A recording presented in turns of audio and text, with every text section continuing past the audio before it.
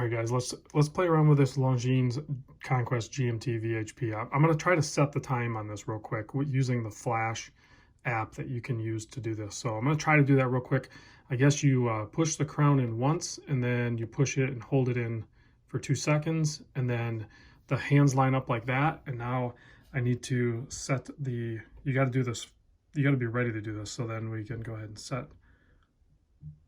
You can kind of see a little bit of flashing in the background there. So it should have set, and then the hands moved, so that means that it did actually work. So now what I did is I set the home time, so you can just, to exit that, you push that, and then you can see the time is going to adjust to my time. It was on LA time where Andrew lives, and then the GMT is set to, actually to GMT, the Greenwich Mean Time or London time. Now, but if I want to change that, I can adjust, say I wanted to go to Phoenix, so I want to put it to, that time zone. You do the same thing. You push the crown in, and then you hold it for 2 seconds, and then it's doing that. So now I can send travel time, and you put the watch in the green section here, and now it's flashing it, and done. Did it work? The hands moved, so it worked, and then I can go ahead and push the smart crown in, and then it adjusted, it kept my home time, and then it adjusted the GMT to Phoenix, Arizona time. So now I'm all set with that. So you can do this manually too, but the flash setting is just too cool, and it's pretty fast. I mean, because you're not going to mess with the home time as much, and I'll show you why. You're going to leave your home time as your home time. There's a quick, easy way. I'll just show you real quick. There's a quick, easy way to switch your GMT in your home. So say you do travel, but you want to be able to look down your watch and know what time it is just by looking at the hour and minute hand, because that's how my brain works. The GMT hand then would be switched to your home time. And you do that by, let's see, how do you do that? You do, I think you just do push twice. Yeah, so you just push the crown in twice, and it's going to swap the handset. So it swapped over the GMT hand to now my home time or Eastern Standard Time, and then it put me on the Phoenix, Arizona time. So I traveled, I got off the plane, and now I'm good. And so to swap the hands back, you just double push the crown again, and it'll swap the hands back. So pretty easy to do. It sounds complicated, guys. Once you learn this watch a little bit and you actually use it, these are functions that are going to come very intuitive to you. I've been messing with this watch for like 5 minutes, and I already got this stuff figured out for the most part, with a couple of notes. All right, let's get into the watch now. So this one is the 41 millimeter case. There's also a 43. I don't know which one I would go with. This one wears really good on my wrist, but I'm gravitating towards that 41 instead of the larger one. So 41 by 49 lug to lug. You can see nice curve, brushed side case. It angles down nicely. It's going to fit well. It's only 12.5 millimeter thick, sapphire crystal with AR coating on the underside. 20 millimeter lug width. Bracelet tapers down to 18. You do have a butterfly clasp. It works and functions, as you would expect. It's sized a little bit small for my wrist. I will get it on wrist, but if it were mine, I would have to put a link back in over here, and then it would just be a little loose on the wrist, but that's not a big deal. 6.5 millimeter crown. It is non-screw down. It's just a push-pull. It's a smart crown, meaning that this watch is, you can adjust it on the fly, or you can use your phone, but the phone is just going to be for the flash setting. Now, the weight of it sized for Andrew's wrist, tight on me at 7.25, weighs in at 150 grams. So not super heavy either. Nice weight to it. But, still, you're wearing a stainless steel watch. And the fit and finish of this, I mean, the bracelet is super comfortable. You can see Andrew wears this one all the time. So I can't believe he even loaned it to me as long as he has. I need to get this back to him ASAP. Price on this retail, $1,300. You might find a deal on it. There's other colorways. Obviously, this is the white or silver dial one. And then there's a blue dial one. I think there's some coated cases. There's a bunch of different options with them. So definitely check that out. I'll put a link in the description to the Longines website. It's quartz, obviously. If we zoom in on the dial, you're going to see some detail there. You have that circular pattern on the dial. You have a nice date cutout at the 3 o'clock.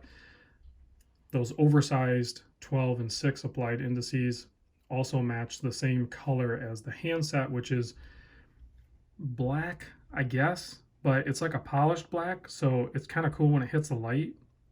I think if they would have went full like shiny polish, not black, then it wouldn't have been as easy to read. I really like this color combination, to the point where I'm actually considering getting one of these, because this has to be the coolest, how do I say this?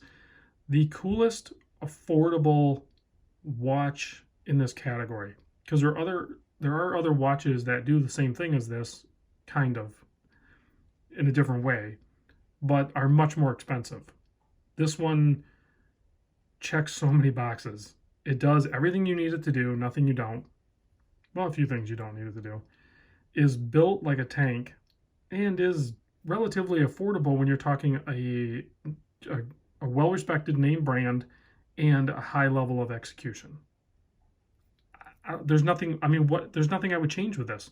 I mean, maybe people would want a higher water resistance, but this is not a dive watch. Longines makes a dive watch. It has a higher water resistance. That's not this watch. Stop trying to have watches that don't need what you think it needs, trying to make them have it, like, because they don't need it. The hand stack on this is interesting too, because usually the GMT hand is buried down in the hand stack. This one's up on top.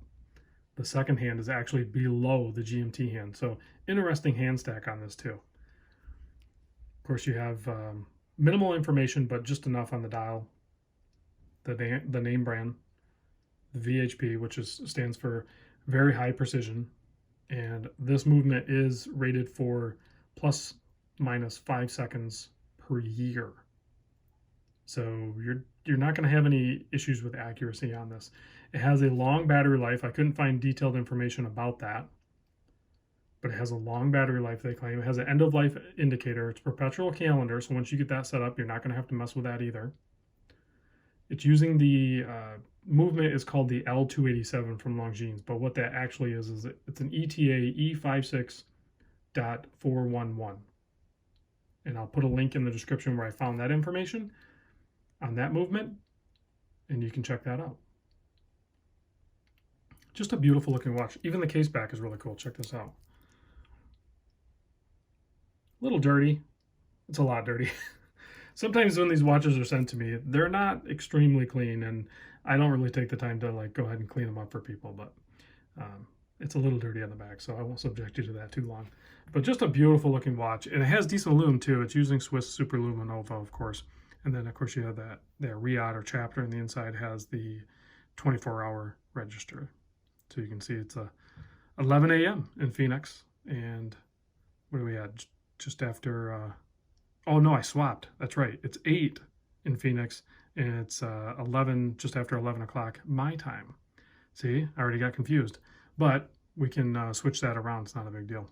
But before I do that, I want to point out where that flash is actually picked up. See that little black dot on the top of the 1? That's the where it's received when you do the flash mode to get the time to change. So that's where that's received. So pretty cool. Signed crown as well. All right, let's pop this on wrist, and then we'll check the lume shot. I don't want to go too long.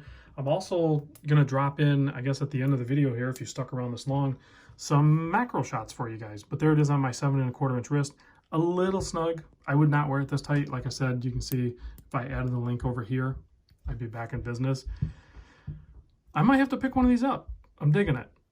I'm really digging it. I'm very happy that Andrew was gracious enough to let me check this out. And there was some delays in shipping and everything like that. But I mean, the bracelet, I mean, this thing is just so cool.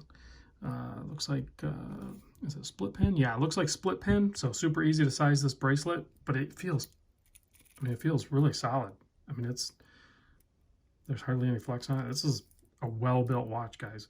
Let's kill the lights. You guys can check the lume, and then I will drop in those macro at the very tail end for you. That looks like C3 to me. It's plenty bright.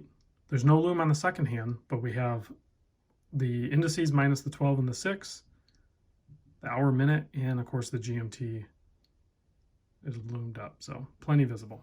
All right, guys, thanks for watching. I'll see you on the next vid. we are in travel time, we switch to travel, go back round,